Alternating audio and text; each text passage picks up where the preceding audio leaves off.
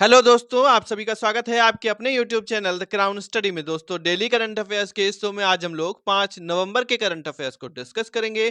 तो चलिए शुरू करते हैं अपने पहले क्वेश्चन से। हमारा पहला प्रश्न है, हाल ही में भारत ने किस देश से S-400 मिसाइल स्क्वाड्रन की खरीद की है? तो दोस्तों, ये रूस से लिए जा रहे हैं। किससे लिए गए हैं? भी हाल ही में भारत ने S-400 रूस से लिए हैं। अगर बात करें रूस की राजधानी क्या है, तो रूस की राजधानी है मॉस्को और यहाँ के प्रेसिडेंट व्लादिमीर पुतिन हैं। अगला प्रश्न है, हाल ही में किसे सीबीआई के संयुक्त निदेशक के रूप में चुना गया है? तो दोस्तों, सीबीआई के संयुक्त निदेशक किसे चुना गया है? तो ये चुना गया है प्रवीण मधुकर जी को। प्रवीण मधुकर जी को चुना गया है। दीपेश नंदा ये कौन है? तो इन्हें अभी हाल ही में टाटा पावर रिन्यूएबल एनर्जी के एमडी और सीईओ पद पर चुना गया है। और न्यायमूर्ति राजेंद्र मेनन, इन्हें अभी हाल ही में सशस्त्र बल न्यायाधिकरण के अध्यक्ष के रूप में चुना गया है।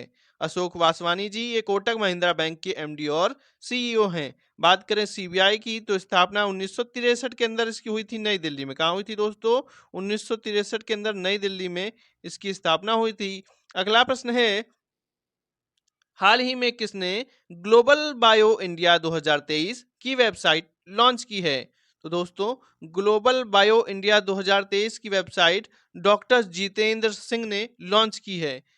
ये केंद्रीय विज्ञान एवं प्रौद्योगिकी मंत्री हैं भारत सरकार के।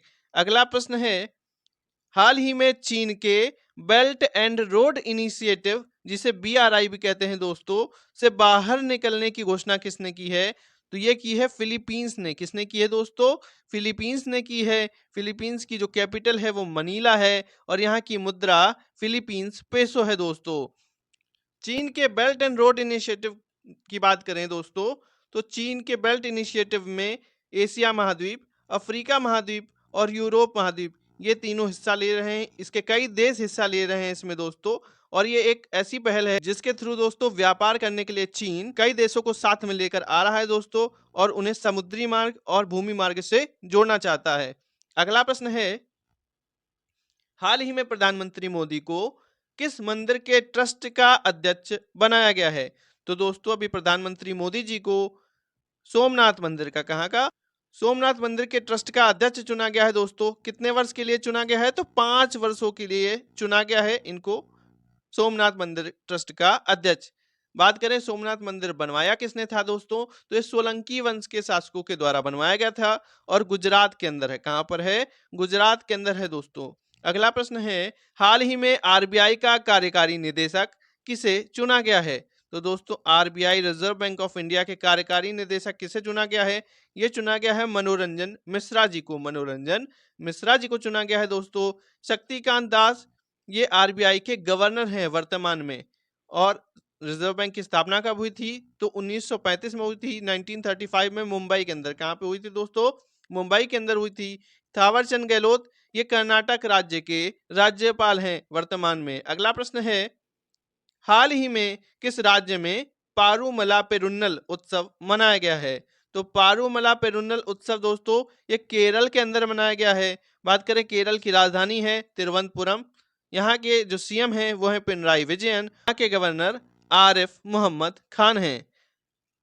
केरल के ही दोस्तों अभी कोझिकोड जिले को, किसको? कोझिकोड जिले को यूनेस्को द्वारा देश का प्रथम साहित्य का शहर बनाने की घोषणा हुई थी। और मध्य प्रदेश के ग्वालियर को संगीत का शहर बनाने की घोषणा यूनेस्को द्वारा अभी हाल ही में की गई है। वेरी इंपॉर्टेंट क्वेश्चन है दोस्तों। अगला प्रश्न है, हाल ही में नेपाल में आए 6.4 तीव्रता के भूकंप का केंद्र किस जिले में था?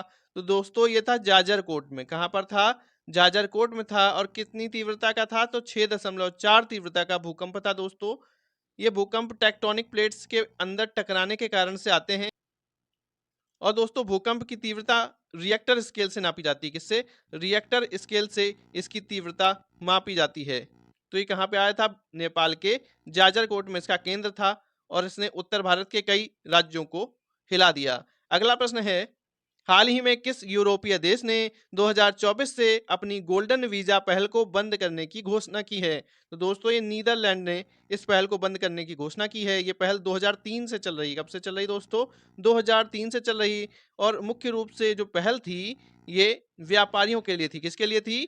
व्यापारियों के लिए थी। अगला प्रश्न है, हाल ही में वनडे विश्व कप में भारत के सर्वाधिक विकेट लेने वाले गेंदबाज कौन बने हैं?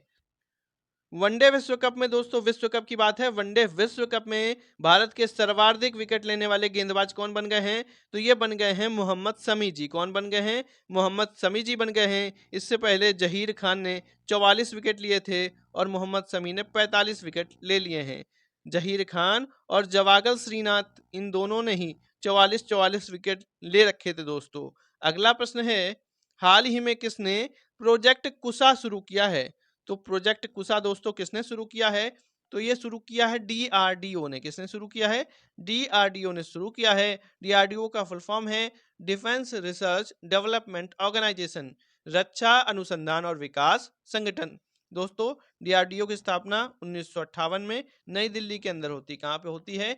नई दिल्ली के अंदर होती है। तो ये प्रोजेक्ट कुशा दोस्तों क्या है? तो प्रोजेक्ट कुशा जैसे इजराइल में दोस्तों आयरन डोम प्रणाली है, प्रोजेक्ट कुशा आयरन डोम प्रणाली जैसी प्रणाली होगी दोस्तों। इसके तहत क्रूज मिसाइलों, स्टील्थ फाइटर जेट और ड्रोन सहित दुश्मन के प्रोजेक्टाइल और कवच का पता लगाने और उन्हें नष्ट करने में यह सक्षम होगी। अगला प्रश्न है, हाल ही में किस देश द्वारा मिन्यूटमैन 3 मिसाइल का सफल परीक्षण किया गया है? तो मिन्यूटमैन 3 मिसाइल का सफल परीक्षण ये अमेरिका के द्वारा किया गया है दोस्तों। किसके द्वारा किया गया है? अमेरिका के द्वारा किया गया है। ये ICBM यानी इंटर कॉन्टिनेंटल बैलिस्टिक मिसाइल होगी। ठीक है, अंतर महाद्वीपीय बैलिस्टिक मिसाइल। इसकी जो स्पीड है दोस्तों वो है 24,000 किलोमीटर प्रति घंटे। अगर बात करें मैक में तो इसकी स्पीड 23 मैक के लगभग होने वाली है और ये 6000 मील से ज्यादा की डिस्टेंस को कवर करेगी एक बार में। दोस्तों, अगर वीडियो अच्छा लगा हो तो वीडियो को लाइक करें, शेयर करें, चैनल को सब्सक्राइब करके बेल आइकन दबा दें। Thank you.